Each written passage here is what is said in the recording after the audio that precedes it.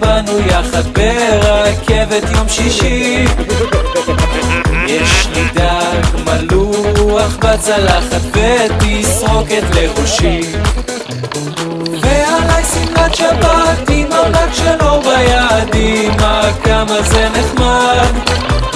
יהודה הבטיח לה שישמור לאמונה כמו לפני החתונה, ירח דבש לפני החתונה, זפת אחרי הדבש. החתן רוצה להיות לאבא בן מחנה לגרש. חנה אמרה לו זה לגמרי לא יפה, לא עובד ולא ארצה, אם תרצה בן או בת לחסה לך לבד, כי חופש פעולה לפרט, חופש פעולה לחופש פעולה לחופש פעולה לחופש,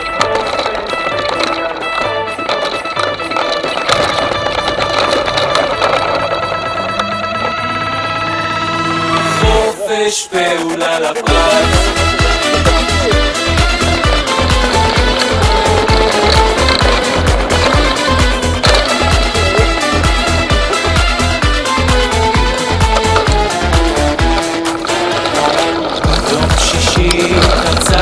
פרשת ויאמר ברית מילה הייתה בעיר, סעודה ניתנה כיד המלך ומזל טוב לגביר.